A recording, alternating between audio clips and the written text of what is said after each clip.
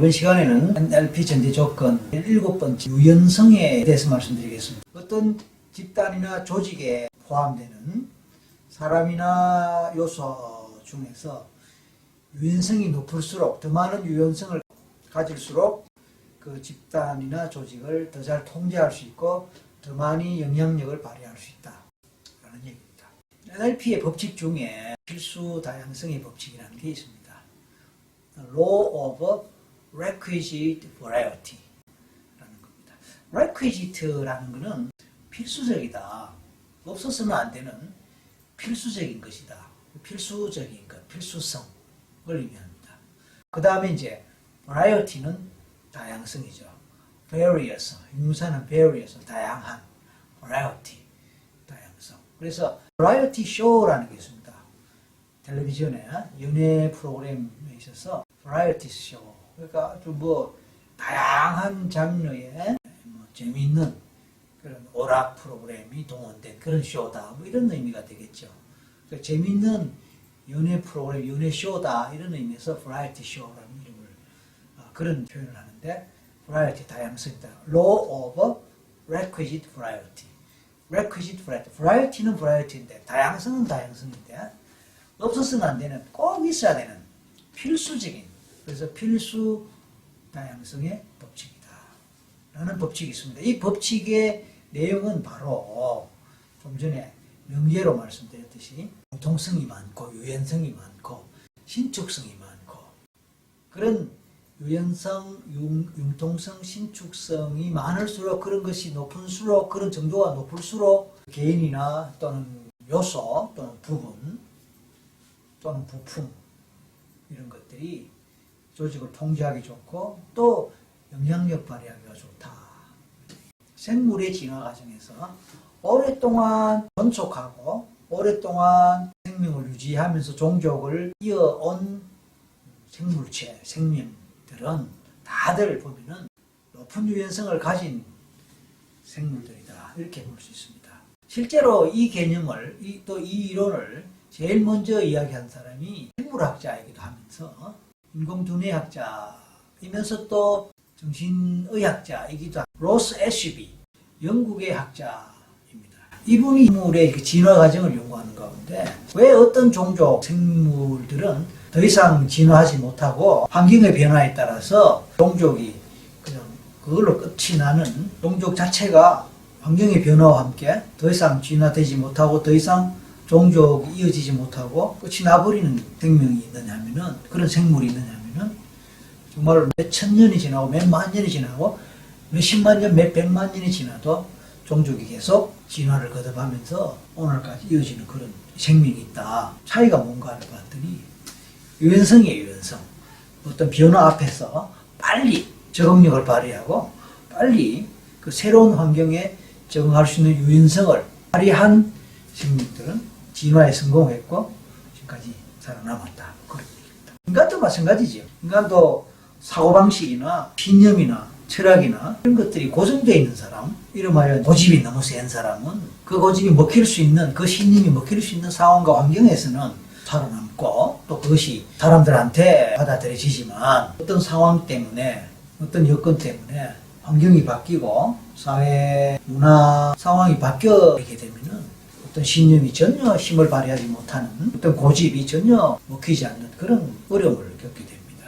그럴 때는 언론은 새로운 상황에 맞게 사고를 전환하고 신념의 변화를 가하는 사람들은 살아남지만 그렇지 못한 사람은 사실은 도태되지요. 물론 이제 그렇다고 해서 신념이 나쁘다, 고집이 나쁘다라는 의미는 아닙니다. 본질은 어떻게 적응하느냐 하는 문제이기 때문에 적응도 이제 예를 들어서 도덕적인 어떤 부분에서나 윤리적인 부분에서 또 문제가 될 수 있는 그런 경우를 우리가 생각할 필요는 없고 일반적입니다. 일반론으로. 그래서 유연성이 있고 융통성이 있고 생각과 신념이나 방식의 전환이 유연하게 이루어지고 새로운 상황에 맞게 빨리 적응하는 사람은 적응을 잘 해서 직장에서든 사회생활에서든 그래도 성공하지 않습니까? 근데 이제 너무 외골수로 나간다거나 너무 신념이 강해갖고 어떤 조직에 맞지 않거나 집단에 맞지 않아서 마찰을 일으키거나 갈등의 요소가 되거나 이러는 사람은 오래 버티지 못하죠. 물론 절대적인 어떤 진리와 관련되는 신념, 이거 지키기 위해서 목숨도 내걸고 또 이것을 관철하기 위해서 전쟁을 감수하면서 투쟁을 하고 그래서 결과적으로 한 시대의 선봉장이 되고 시대를 바꾸는데 파이오니어가 되고 문명을 변화시키는데 선봉해서 새로운 문명의 새로운 체제의 리더가 되는 그런 사람도 물론 있습니다. 이 경우는 특별한 경우고 일반적인 우리 삶에 있어서 유연성이 필요하다 그런 얘기입니다. 기업이나 회사 같은 경우도 사업에 있어서도 이름하여 기업 환경, 소비자, 시장 환경이 달라지는 경우가 많거든요. 세계 정세, 국제 정세에 따라서 유가의 변동이 급하고 기후의 변화가 급하고 국제 정세의 변화가 크게 일어나고 이런 경우에 그 시장 상황, 정세를 빨리 판단하고 거기에 맞춰서 사업 계획을 다시 수립하고 장기 전략을 다시 수립하고 투자 계획을 다시 수립하고 변화를 가하고 이런 것들에 발빠르게 대응하는 그런 조직이나 회사나 그룹은 이기잖아요. 그런데 기존의 전략을 고집스럽게 너무 밀어붙이다 보니까 전혀 대응하지 못해서 고통을 겪거나 망해버리는 그런 기업들도 얼마든지 우리 경영사나 기업사 역사 이런 게 보면 있고 국가도 마찬가지죠. 문명의 흥망 역사를 보더라도 마찬가지입니다. 그래서 토인비가 그랬죠. 도전과 응전. 역사적인 도전, 문명사적인 도전, 환경적 도전 있을 때 어떻게 제대로 유연하게 대처하고 응전하고 대응했느냐. 그런 종족, 그런 문명, 그런 국가, 그런 민족이 사람은 다 같은 얘기입니다. 환자가 뭡니까? 환자는 몸이 굳어서 어떤 상황에 재빠르게 대처 못하는 사람이 환자입니다. 중환자실에 누워있는 환자는 몸이 굳었지 않습니까? 근육을 함부로 쓸 수 없고 몸을 함부로 움직일 수 없는 정도로 병실에 누워서 누군가가 도와줘야 되고 정해진 방식, 정해진 범위 내에서만 움직이고 그 이상 움직이는 것이 불가능합니다. 물론 이것은 병이고 또 어떤 부분에서 수술 때문에 또는 어떤 상처 때문에 그럴 수밖에 없죠. 그래서 입원을 하고 그래서 의사와 간호사의 또는 보호자의 관리를 받는 것이지만 그 사람이 왜 힘드냐 하면은 원하는 대로 자유롭게 움직일 수 없다는 것 때문에 힘든 것이죠. 병이 다 나서 퇴원할 때 너무 기쁘고 행복한 것은 뭡니까? 이제는 마음껏 내 몸을 움직여도 되니까 얼마나 자유스럽습니까? 행복한 거예요. 자유라는 게 그렇게 좋은 거예요. 앞에서 우리가 선택에 관한 얘기를 길게 했는데 그만큼 선택의 폭이 넓어진 것이죠. 선택의 폭이 넓다라는 것은 뭡니까? 유연성이죠. 다양성이죠. 심리적인 문제도 마찬가지입니다. 강박관념은 뭡니까? 강박관념은 특정한 생각, 특정한 행동, 강박 행동이죠. 그거에 얽매여 있잖아요.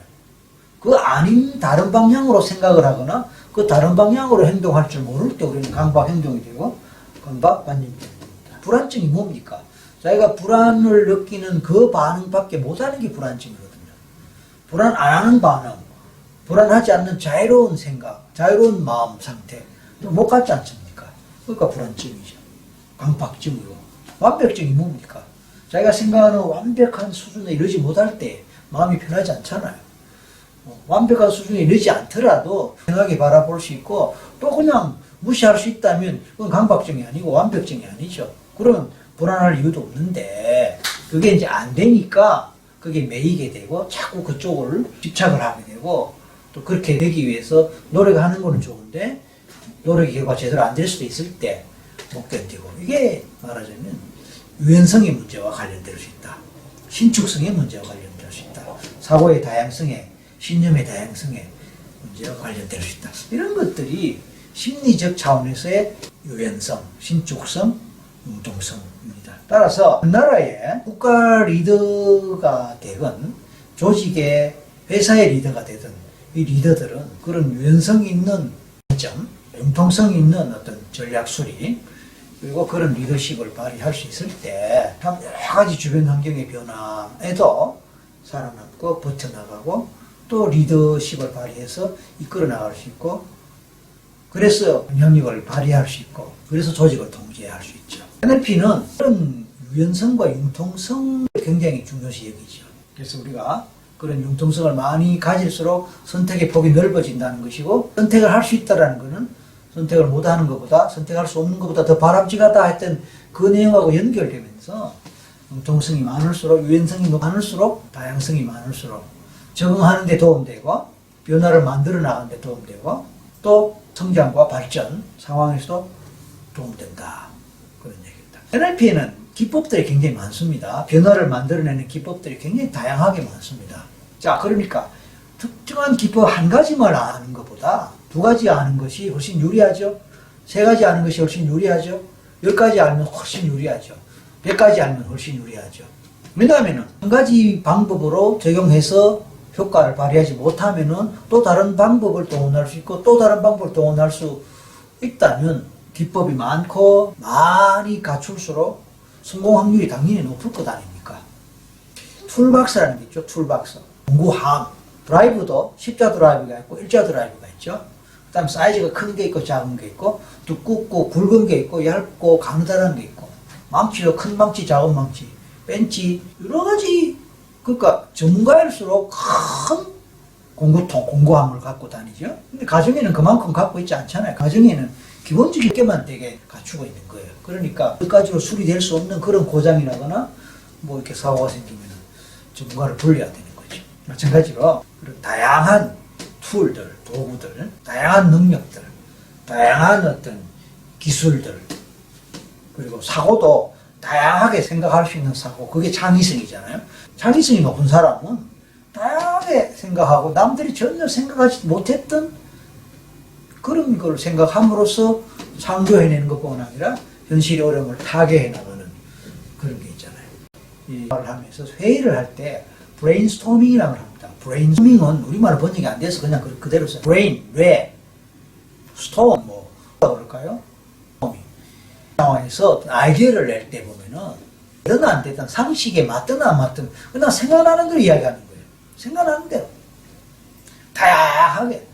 그러다 보면 그 중에 꼭 쓸만한 아이디어가 생긴다 이 말씀입니다. 그런데 만약에 브레인스토밍을 안 하고 하나하나 검증을 받아야 되는, 검토를 받아야 되는 그런 다면은 아이디어를 못 내놓습니다. 왜냐면 아이디어 말도 안 되는 아이디어 내놓아가 괜히 요거를 좀 어떡할까, 선수 받으면 어떡할까 싶어서 미리 걸러내느라고 아예 아이디어 안 하거나 제출을 안 하거나 제안을 못 하게 됩니다. 그러니까 탄생이 없죠. 창의력이 발휘가 되지가 않죠. 근데 다양성, 필수 유연성, 필수 신축성, 필수 융통성이 있는 사람, 그런 조직, 그런 집단, 그런 가 돼야 되고 그런 것이 이긴다.